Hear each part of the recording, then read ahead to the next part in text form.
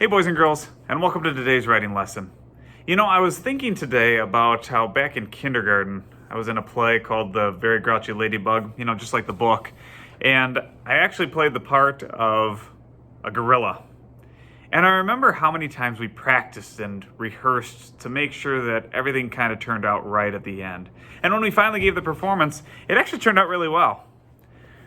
So why am I bringing that up now?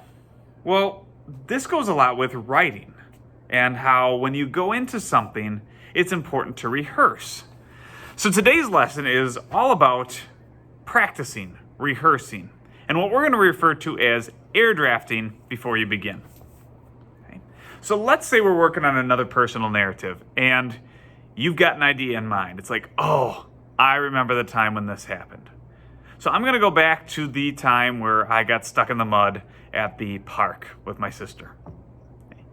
Now, sometimes I feel like, man, I am ready to grab my pencil and I'm ready to start writing. Nothing can stop me. And other times, I have to think back because some of these things happened a while ago and I just don't remember them as well as I used to. So this is where air drafting and rehearsing comes into play. You're actually going to practice telling that story out loud. If you have a partner, you can tell it to your partner. If you don't, you can also air draft out loud to yourself.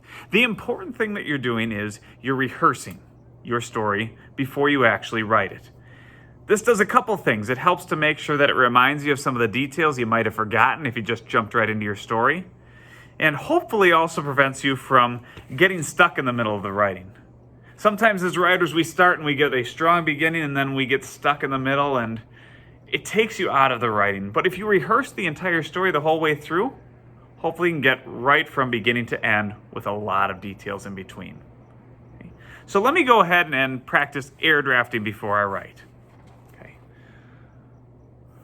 One day, I woke up and ran downstairs to ask my sister, Amber, do you want to go to the park?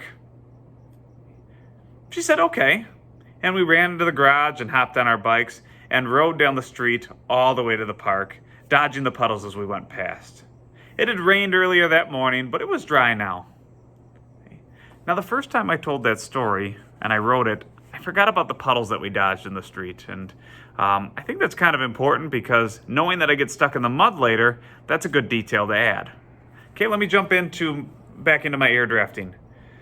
We played on a lot of the different things, went on the merry-go-round for a little while, I climbed on the monkey bars, and eventually went on the equipment. Then I decided I wanted to go get a drink from the bubbler, so I ran across the wet grass. Clomp, clomp, clomp.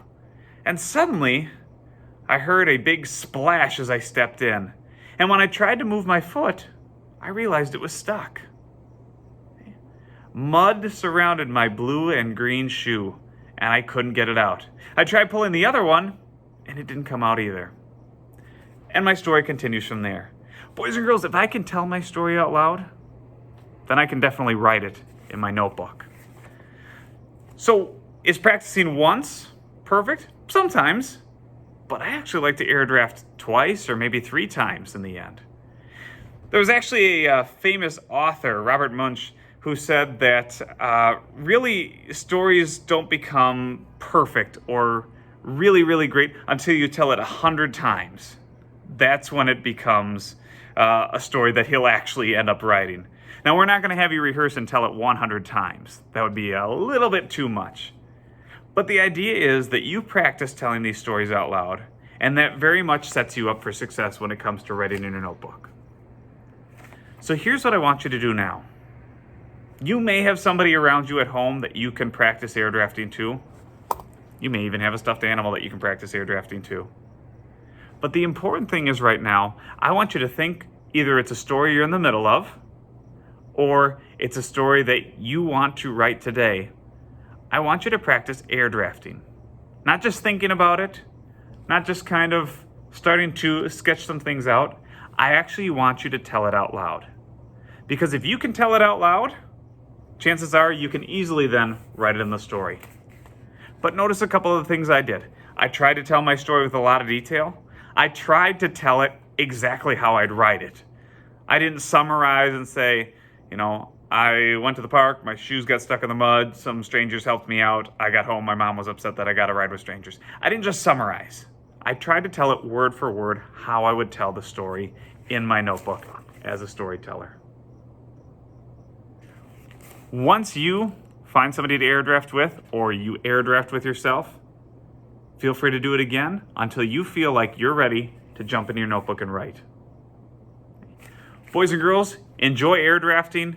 Good luck with your writing today, and I'll be back tomorrow for tomorrow's lesson. See ya.